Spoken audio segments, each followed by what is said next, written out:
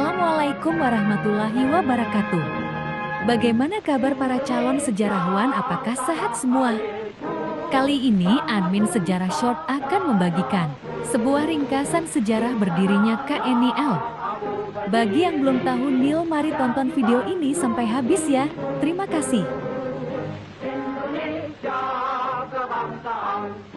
Tentara Kerajaan Hindia Belanda alias KNIL adalah tim berani-beraninya yang dipekerjakan oleh kolonialis Belanda di Hindia Belanda. Meskipun KNIL bekerja buat pemerintah Hindia Belanda, ternyata banyak banget anggotanya yang berasal dari orang-orang lokal Hindia Belanda yang juga disebut orang Indo-Belanda. Ada juga orang-orang Afrika dari Gini Belanda yang ikut gabung, mereka dikenal dengan sebutan Belanda Hitam. Nah, kalau kalian lagi ngomongin orang-orang yang pernah jadi anggota KNIL saat mau kemerdekaan, di antaranya ada beberapa nama besar, nih. Ada Soeharto, Angkunegara VII Sultan Hamid II Urip Sumoharjo, Alex Kawilarang, Abdul Haris Nasution, Gatot Subroto, dan Tahibonar Simatupang, yang ternyata punya peran penting banget dalam mengembangkan dan memimpin Tentara Nasional Indonesia. Sejarah awal.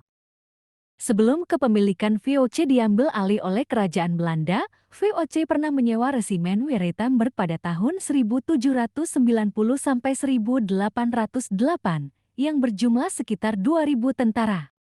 KNIL secara resmi berdiri pada tanggal 28 Agustus tahun 1814, tidak lama setelah kekuasaan Belanda di Hindia Belanda dikembalikan. Pada awalnya, KNIL merupakan bagian dari tentara kerajaan Belanda dan dibentuk untuk menumpas pemberontakan di koloni-koloninya. Pada tanggal 4 Desember tahun 1830, Johannes van den Bos mengeluarkan keputusan yang dinamakan Algemeen Orders voor het Nederlands Oost-Indisch Leger, di mana ditetapkan pembentukan angkatan tentara tersendiri untuk Hindia Belanda, yaitu Oost-Indisch Leger Tentara Indi Timur. Kemudian, pada tahun 1836, Raja Willem I memberi predikat Koninklijke pada angkatan perang ini. Baru pada tahun 1933, Hendrik Collingen, Perdana Menteri Belanda saat itu, diam-diam memberitahu Gubernur Jenderal Hindia Belanda bahwa ia akan menghargai kalau nama angkatan tentaranya diganti dengan Koninklijk Nederlands Indisch Leger, bisa disingkat KNIL. KNIL terlibat dalam banyak kampanye militer melawan kelompok pribumi di daerah tersebut, termasuk Perang Padri 1821 sampai 1845, Perang Jawa 1825 sampai 1830, penumpasan perlawanan penduduk Bali terhadap pemerintahan kolonial pada tahun 1849. Dan Perang Aceh yang berkepanjangan 1873 sampai 1904. Bali akhirnya dikuasai dalam intervensi Belanda di Bali 1906 dan intervensi terakhir Belanda di Bali 1908. Pada abad ke-19 dan awal abad ke-20, KNIL melanjutkan penaklukannya di seluruh kepulauan di Indonesia. Setelah tahun 1904, Hindia Belanda dianggap aman dengan tidak adanya lagi perlawanan bersenjata berskala besar terhadap pemerintahan Belanda hingga Perang Dunia II, dan KNIL menjalankan peran defensif untuk melindungi Hindia Belanda dari kemungkinan invasi asing. Perang Dunia Kedua. Pasukan Belanda di Hindia Belanda sangat dilemahkan oleh kekalahan dan pendudukan Belanda itu sendiri oleh Jerman Nazi pada tahun ke-1940. Pasukan KNIL yang tergesa-gesa dan tidak memadai berusaha untuk berubah menjadi kekuatan militer modern yang mampu melindungi Hindia Belanda dari invasi asing.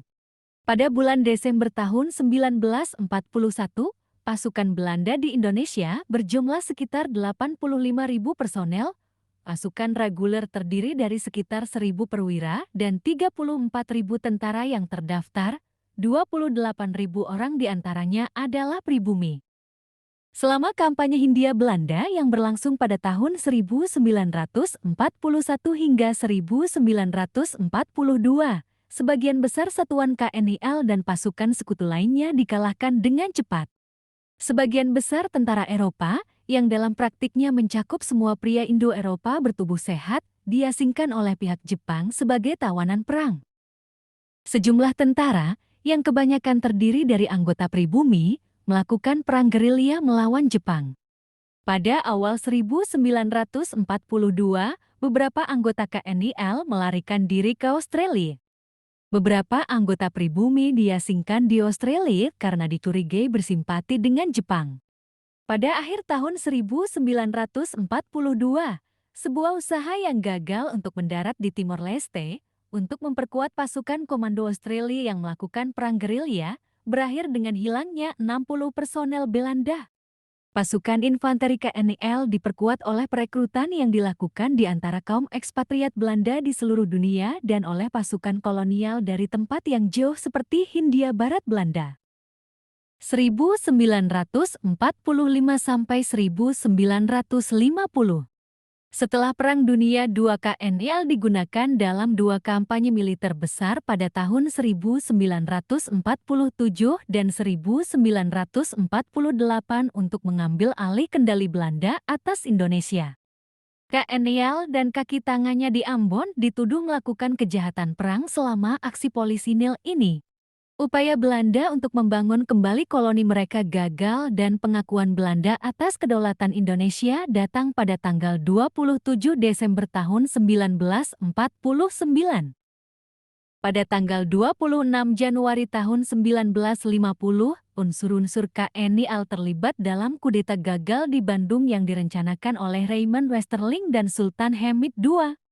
Kudeta tersebut gagal dan hanya mempercepat pembubaran Republik Indonesia Serikat.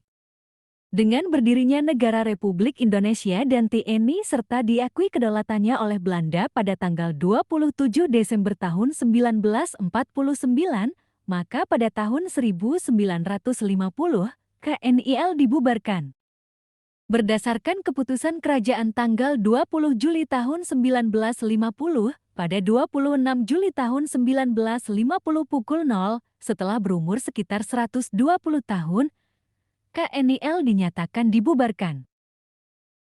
Pembubaran. In Jakarta ontvangt de Nederlandse hoge commissaris de heer Hirschfeld de minister-president van Indonesië Mohammed Hatta. Het is de dag waarop het Koninklijk Nederlands-Indonesisch leger ophoudt te bestaan.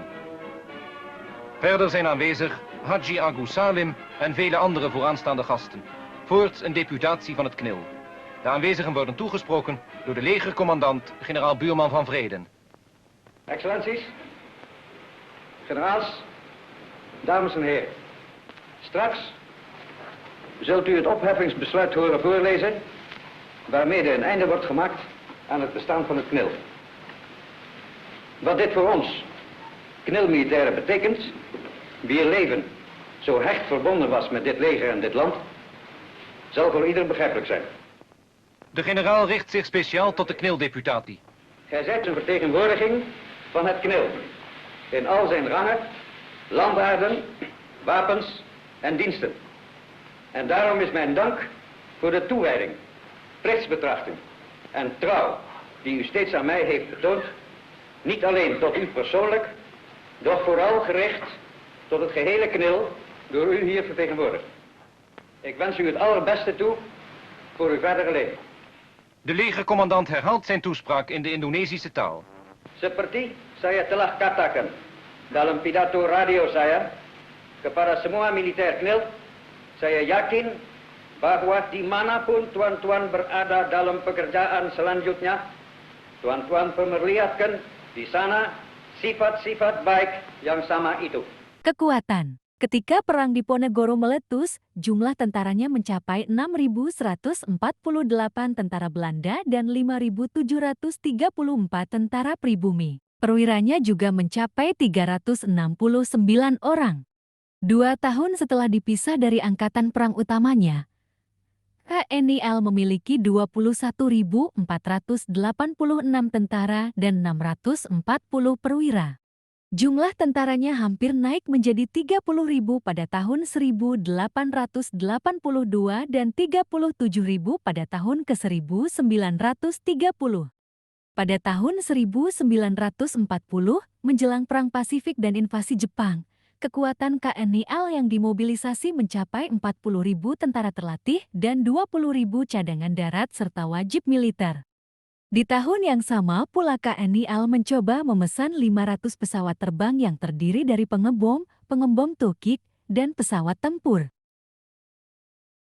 Salah satu aspek dari taktik rekrutmen KNIL di koloni-koloni Belanda adalah klasifikasi orang-orang tertentu yang, entah bagaimana, lebih cocok untuk menjadi tentara.